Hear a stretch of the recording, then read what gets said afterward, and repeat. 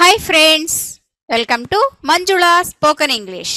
ಈಗ ನಾವಿಲ್ಲಿ ನೋಡ್ತಾ ಇರುವ ಅಮ್ಮ ಪದವನ್ನು ಇಂಗ್ಲಿಷ್ನಲ್ಲಿ ಸ್ಪೆಲ್ಲಿಂಗ್ ಮಿಸ್ಟೇಕ್ಸ್ ಇಲ್ಲದಂತೆ ಯಾವ ರೀತಿ ಬರಿಬೇಕು ಅನ್ನೋದನ್ನ ನೋಡೋಣ.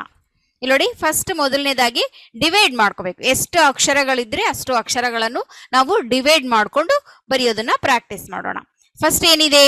ಆ ಅನ್ನುವ ಅಕ್ಷರಕ್ಕೆ ಇಂಗ್ಲಿಷ್ನಲ್ಲಿ ಎ. ನೆಕ್ಸ್ಟ್ ಮಾಗೆ ಮಾವತ್ತು ಕೂಡ ಇದೆ. ಒತ್ತಕ್ಷರಗಳ ಪದ್ಧತಿ ಪ್ರಕಾರವಾಗಿ ಬರೆಯಬೇಕು. ಒತ್ತಕ್ಷರಗಳ ಪದ್ಧತಿ ಸೂತ್ರ ಏನು? ಮೇಲಿರುವ ಅಕ್ಷರವನ್ನು ಬಿಡಿಸಬೇಕು. ಮೇಲಿರುವ ಅಕ್ಷರ ಏನಿದೆ? ಮಾ ಅಕ್ಷರವನ್ನು ಬಿಡಿಸಬೇಕು. M A. ಒತ್ತಕ್ಷರವನ್ನು ಮಧ್ಯದಲ್ಲಿ ಸೇರಿಸಬೇಕು. ಒತ್ತಕ್ಷರಕ್ಕೆ ಯಾವ ಅಕ್ಷರ ಬರುತ್ತೆ? ಎಂ. ಸೊ ಮಧ್ಯದಲ್ಲಿ ಸೇರಿಸಿದ್ದೇವೆ. ಒತ್ತಕ್ಷರಗಳ ಸೂತ್ರದ ಪ್ರಕಾರವಾಗಿ ನಾವು ಅಮ್ಮ, ಎ ಎಂ ಎ, ಅಮ್ಮ. Hi friends, welcome to Manjula spoken English. ಈಗ ನಾವಿಲ್ಲಿ ನೋಡ್ತಾ ಇರುವ ಅಪ್ಪ ಅನ್ನುವ ಪದವನ್ನು ಇಂಗ್ಲಿಷ್ನಲ್ಲಿ ಸ್ಪೆಲ್ಲಿಂಗ್ ಮಿಸ್ಟೇಕ್ಸ್ ಇಲ್ಲದಂತೆ ಯಾವ ರೀತಿ ಬರಿಬೇಕು ಅನ್ನೋದನ್ನ ಪ್ರಾಕ್ಟೀಸ್ ಮಾಡೋಣ. ಇಲ್ಲಿ ನೋಡಿ, ಫಸ್ಟ್ ಅಪ್ಪ ಈ ಪದವನ್ನು ಬಿಡಿಸ್ಕೊಳ್ಬೇಕು. ಅಕ್ಷರಗಳನ್ನಾಗಿ ಬಿಡಿಸ್ಕೊಳ್ಬೇಕು. ಓಕೆ, ಫಸ್ಟ್ ಅಕ್ಷರ ಏನಿದೆ? ಆ ಅನ್ನುವ ಅಕ್ಷರಕ್ಕೆ ಇಂಗ್ಲಿಷ್ನಲ್ಲಿ ಎ.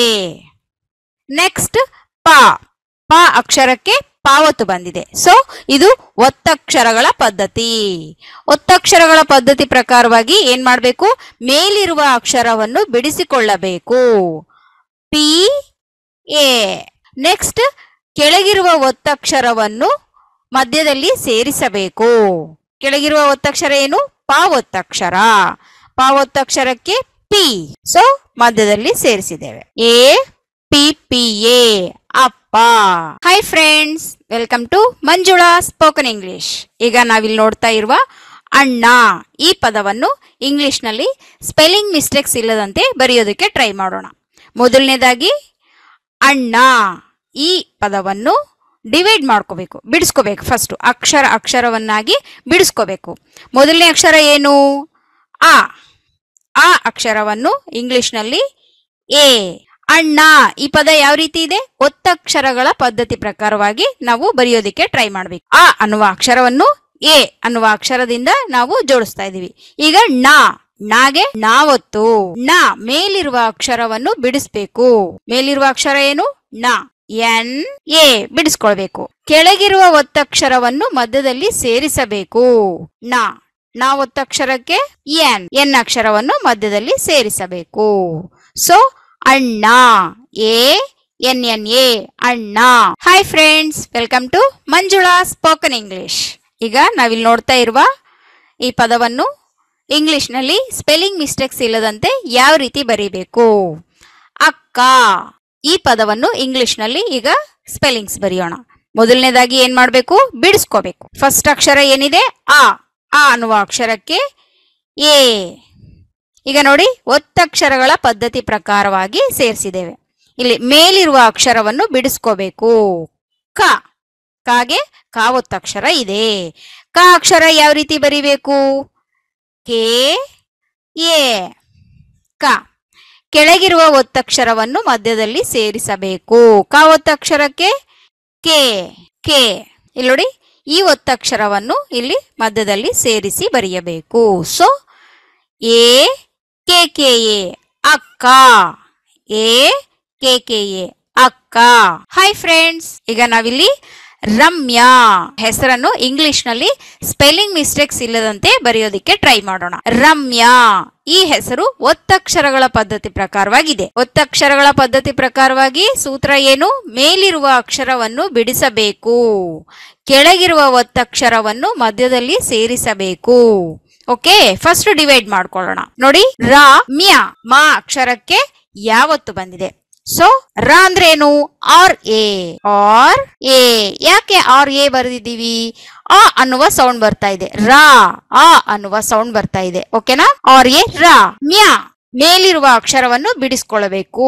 ಮೇಲಿರುವ ಅಕ್ಷರ ಏನು? M A. ಬಿಡಿಸ್ಕೊಂಡು ಕೆಳಗಿರುವ ಒತ್ತಕ್ಷರವನ್ನು ಮಧ್ಯದಲ್ಲಿ ಸೇರಿಸಬೇಕು. ಒತ್ತಕ್ಷರಕ್ಕೆ ಯಾವ ಅಕ್ಷರ ಬರುತ್ತೆ? ಇಲ್ಲಿ ವೈ. ಮಧ್ಯದಲ್ಲಿ ಸೇರಿಸ್ತಾ ಇದೀವಿ. So Ramya, RAMYA, Ramya. Hi friends, ಇಲ್ಲಿ ನೋಡಿ, ನೀಲಾಂಬರಿ. ಈ ಕನ್ನಡ ಹೆಸರನ್ನು ಇಂಗ್ಲಿಷ್ನಲ್ಲಿ ಯಾವ ರೀತಿ ಬರೀಬೇಕು ಅನ್ನೋದನ್ನ ನೋಡೋಣ. ಮೊದಲನೇದಾಗಿ ಅಕ್ಷರವನ್ನು ಬಿಡಿಸ್ಕೋಬೇಕು. ಈ ಹೆಸರನ್ನು ನಾವು ಸೊನ್ನೆಯ ಪದ್ಧತಿ ಪ್ರಕಾರವಾಗಿ, ಯಾಕಂದ್ರೆ ಇಲ್ಲಿ ಸೊನ್ನೆ ಬಂದಿದೆಯಲ್ಲ, ಈ ಪದ್ಧತಿ ಪ್ರಕಾರವಾಗಿ ನಾವು ಬರಿತಾ ಇದೀವಿ. ಮೊದಲನೇದಾಗಿ ನೀ, ಮೊದಲನೇ ಸ್ಟಾರ್ಟಿಂಗ್ ಅಕ್ಷರ ಎನ್. ಈ ದೀರ್ಘ ಬಂದಿದೆಯಲ್ಲ, ಡಬಲ್ ಇ, ನೀ. ಲಾ, ಎಲ್ ಎ, ಲಾ. ಹೆಸರನ್ನು ಉಚ್ಚರಿಸಿ ನೋಡ್ಕೋಬೇಕು. Neelambari, so M. ನೀಲಾಂ, ಬ, ಬಿ ಎ, ಬ. ರಿ, ಇ, ಐ, ಆರ್ ಐ, ರಿ. Neelambari, N double E, L A M, B A R I, Neelambari. Kanyakumari. ಈಗ ಈ ಹೆಸರನ್ನು ಇಂಗ್ಲಿಷ್ನಲ್ಲಿ ಯಾವ ರೀತಿ ಬರಿಬೇಕು ಅನ್ನೋದನ್ನ ನೋಡೋಣ. ಫಸ್ಟ್ ಡಿವೈಡ್ ಮಾಡ್ಕೋಬೇಕು. ಒಂದೊಂದಾಗಿ ಅಕ್ಷರಗಳನ್ನು ಡಿವೈಡ್ ಮಾಡ್ಕೋಬೇಕು. ಮೊದಲನೇ ಅಕ್ಷರ ಏನಿದೆ? ಕ. ಅ ಅನ್ನುವ ಸೌಂಡ್ ಬರ್ತಾ ಇದೆ. ಕೆ ಅನ್ನುವ ಅಕ್ಷರ ಪ್ರಾರಂಭದ ಅಕ್ಷರ. ಅ ಅನ್ನುವ ಸೌಂಡ್ ಬರ್ತಾ ಇದೆ. ಸೊ ಕೆ ಎ, ಕ. ನ್ಯಾ. ನ್ಯಾ ಅಂದ್ರೆ ಒತ್ತಕ್ಷರಗಳ ಪದ್ಧತಿ. ಮೇಲಿರುವ ಅಕ್ಷರವನ್ನು ಬಿಡಿಸ್ಕೋಬೇಕು, ಒತ್ತಕ್ಷರವನ್ನು ಮಧ್ಯದಲ್ಲಿ ಸೇರಿಸಬೇಕು. ಕನ್ಯಾ. ಕು. ಉ ಅನ್ನುವ ಸೌಂಡ್ ಬರ್ತಾ ಇದೆಯಲ್ಲ, ಕು. ಮಾ, ಎಂ ಎ, ಮಾ. ರಿ, ಆರ್ ಐ, ರಿ. ಕನ್ಯಾಕುಮಾರಿ.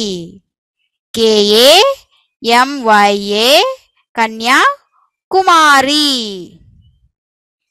ಕನ್ಯಾಕುಮಾರಿ. ಭಾಗ್ಯಮ್ಮ.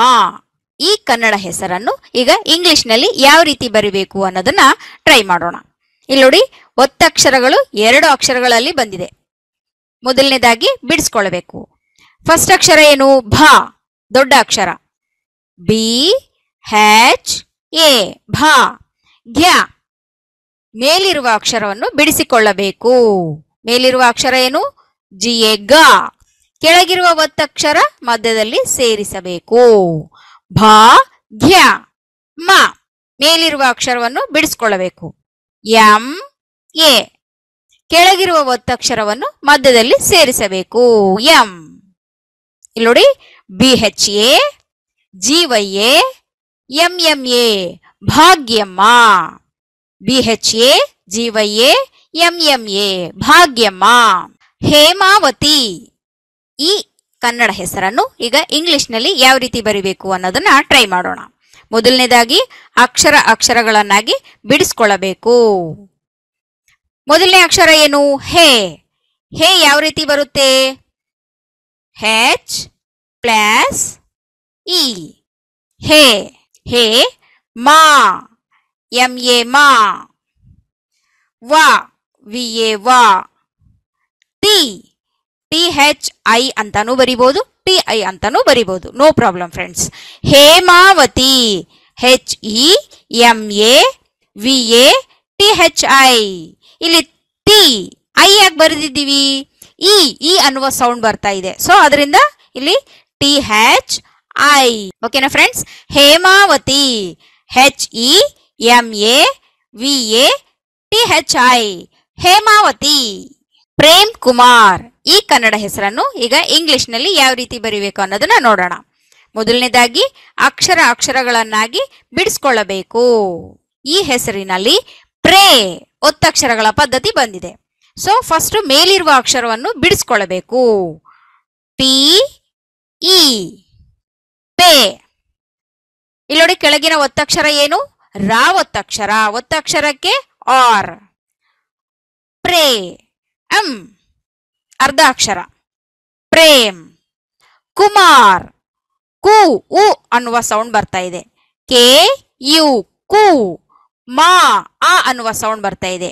ಎಂ ಎ, ಮಾ. ಅರ್ಧ ಅಕ್ಷರ. ಇಲ್ಲಿ ನೋಡಿ, ಆರ್. ಇಲ್ಲಿಗೆ ಸ್ಟಾಪ್. ಪಕ್ಕದಲ್ಲಿ ಎ ಆಗ್ಲಿ ಐ ಆಗ್ಲಿ ಏನೂ ಬರೋದಿಲ್ಲ. Prem Kumar. P R E M K U M A R, Prem Kumar.